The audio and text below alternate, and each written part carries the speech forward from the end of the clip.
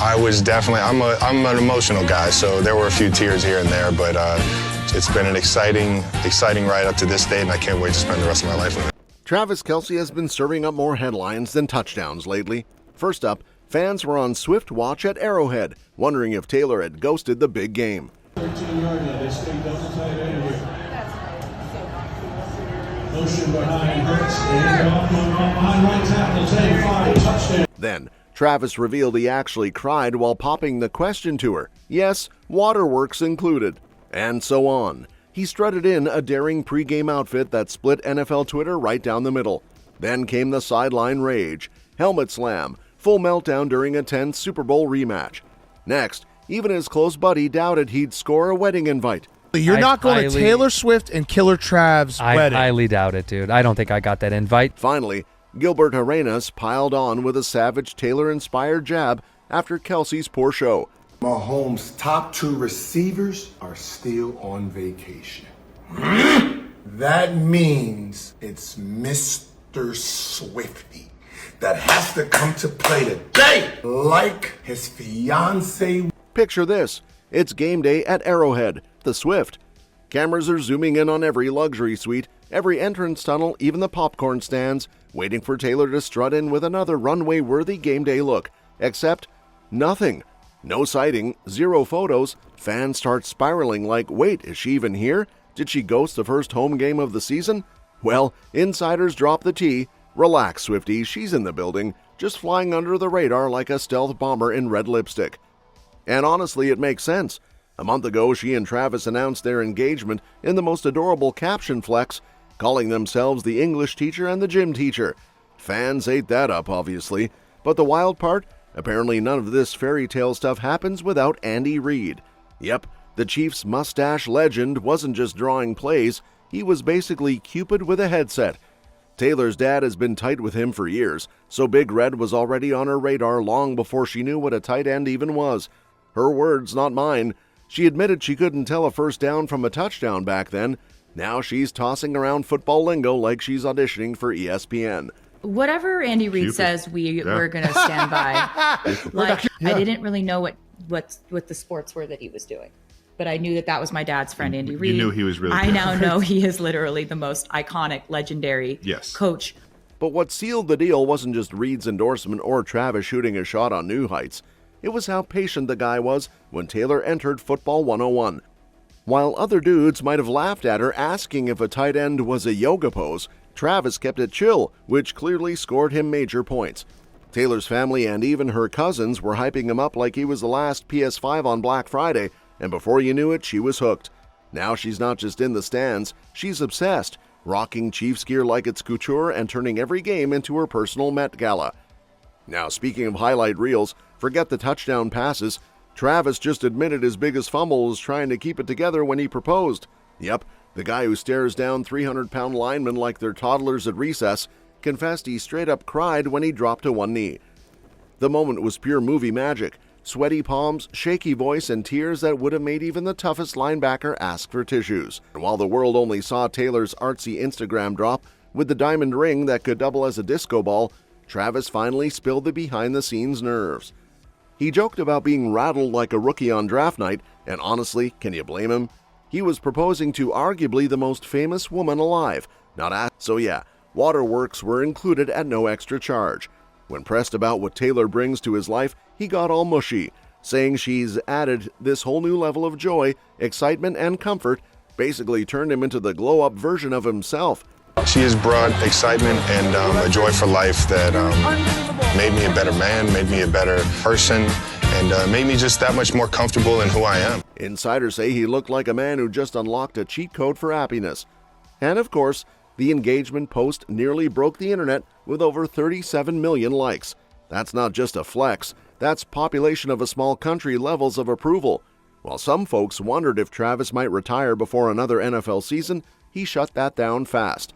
The man's not trading his helmet for house slippers anytime soon. He still wants to be the big kid on Sundays, living for the roar of the crowd and maybe the occasional sideline Swiftie cutaway shot. When asked about legacy, he kept it wholesome, being a good teammate, a solid dude in the community, and giving fans something to look forward to every weekend. And speaking of giving fans something to look forward to, Travis decided football wasn't enough. He had to turn the Arrowhead parking lot into his own Paris Fashion Week runway. The man rolled up in a full suit jacket, tie, shiny shoes, and shorts. Yep, shorts. NFL Twitter immediately short-circuited. Half the crowd said he looked like he lost a bet at a bachelor party, the other half called him Papa and demanded he keep serving. Either way, Travis's thighs got more screen time than the pregame show. He strolled in with dark shades on and an energy drink in hand like he was auditioning for a music video nobody asked for. The look was business up top, beach vacation down below, and fans couldn't decide if it was genius or chaos. One insider joked that Taylor must have let him out of the house unsupervised, while another swore he looked like a groomsman who forgot his pants in Vegas. But then again, this is Travis. Fashion risks are practically his brand. Remember, this is the guy who could wear a curtain rod and people would still argue about whether it's iconic. The timing, of course, was peak Kelce. Chiefs versus Eagles, the big Super Bowl rematch. Taylor's dad's team rolling into town and Travis showing up like it's casual Friday at a Wall Street firm. But it's not just football and fashion. Travis is juggling a steakhouse launch too. He and Patrick Mahomes just opened 1587, and Taylor showed up for the friends and family night like the supportive VIP she is.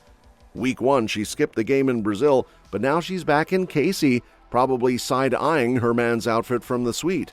And speaking of side-eyeing from the suite, let's talk about what was happening down on the field, because Travis went from fashion runway to full-on rage monster in record time. Chiefs versus Eagles, the Super Bowl rematch, and let's just say it was not giving rom-com vibes. Midway through the game, Travis completely lost his cool. Helmet ripped off, slammed into the turf, and a scream so loud it probably rattled the nacho cheese dispensers at Arrowhead. Fans watching at home were like, is this football or an episode of Real Housewives Kansas City? It all boiled over after Mahomes tried to hit him with a pass in the fourth quarter, and boom, interception. Eagles snagged it, scoreboard flipped to 2010, and Travis just stood there looking like someone canceled his Wi-Fi mid-video game. He started pacing the sideline like a dad trying not to yell in target, but we all saw it. He was fuming. Earlier in the second quarter, he'd already snapped, slamming his helmet and allegedly barking, "I'm sick of this," at nobody in particular, which honestly felt like the entire Chiefs fanbase in one sentence. Of course, Mahomes tried to keep the vibes alive, literally sprinting 13 yards himself to get that first touchdown, but the energy stayed tense. And the context made it worse. This wasn't just another regular season matchup, this was the rematch. The same Eagles who ruined the Chiefs' fairy tale ending in New Orleans now had them back against the ropes in KC. Add Taylor's dad rooting for the other side, that's a family group chat nightmare waiting to happen. But here's the thing, Travis isn't some washed-up vet melting down for the last time. Insiders say he came into the season looking like he Benjamin Buttoned himself in training camp. Andy Reid even bragged he looked 20 again, svelte and fired up. The guy literally spent the offseason grinding, tossing February's heartbreak in the trash and showing up in Brazil for the season opener like nothing could shake him. And it's not like he hasn't bounced back before. 3 rings already on the shelf and still chasing another. At 35, he's proving he can still carry the weight, even if sometimes that weight gets chucked into the ground in the shape of a very expensive helmet. And while Travis is here tossing helmets and chasing rings, his inner circle is already stressing about a different kind of scoreboard, the wedding guest list. Turns out, not everybody in Kelce's crew is confident they'll make the cut when he and Taylor throw what's basically destined to be the Met Gala with vows. Case in point, his longtime buddy Andrew Santino.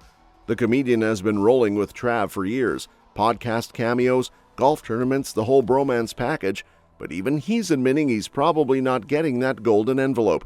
According to him, Taylor's running a tight ship, and unless your name is Timberlake or Mahomes, you might just be stuck watching from Instagram like the rest of us.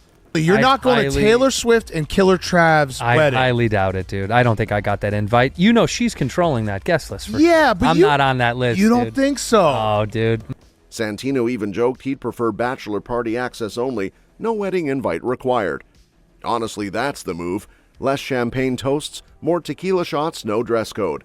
Him and I spoke when I last saw him, and he said he was wanting to do it when we had golf together in like April or May, and he said he was doing it, but he didn't say when. I mean, it wasn't. Yeah. But I don't pry. And this isn't just some random friend fishing for clout. The guy's got receipts. He once had to edit a wardrobe malfunction out of Travis's podcast appearance because, let's just say, part of Kelce's offense were trying to break into the lineup. His fix? Slapping a Chiefs logo over the footage like it was a censor bar. Legendary. And just when you think the drama's staying in-house, boom, here comes Gilbert Arenas out of nowhere, lobbing shade like it's a full-court press. The former NBA star apparently decided Travis's rough opener in Brazil needed a little extra spice, so he dragged Taylor into it. Yep, instead of just saying Kelce had a bad game, he basically hit him with a lyrical jab, telling him to bounce back the way Taylor once vented about the pressure of everyone expecting her to do the same. Cold? Maybe. Entertaining? Absolutely. Mahomes' top 2 receivers are still on vacation. That means it's Mr. Swifty that has to come to play today, like his fiancée. Travis's night in Sao Paulo was already meme material. The Chiefs dropped their opener to the Chargers 27-21, and Kelce's stat sheet looked thinner than the Arrowhead nacho cheese. To make matters worse, the poor guy literally got slapped in the face.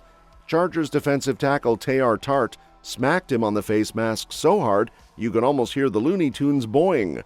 The refs tossed a 15-yard penalty flag, but that didn't exactly erase the sting. Meanwhile, Mahomes was scrambling like a college kid trying to find Wi-Fi, and everyone kept whispering the same thing. Where are his receivers? Apparently still on extended vacation. So naturally, Arenas pounced. He hopped on Threads with a video roast, pointing out that with Mahomes' main weapons missing, it was Mr. Swifty who had to step up. Instead, he served what can only be described as a disappearing act. That's all for this video, folks. We'll see you next time.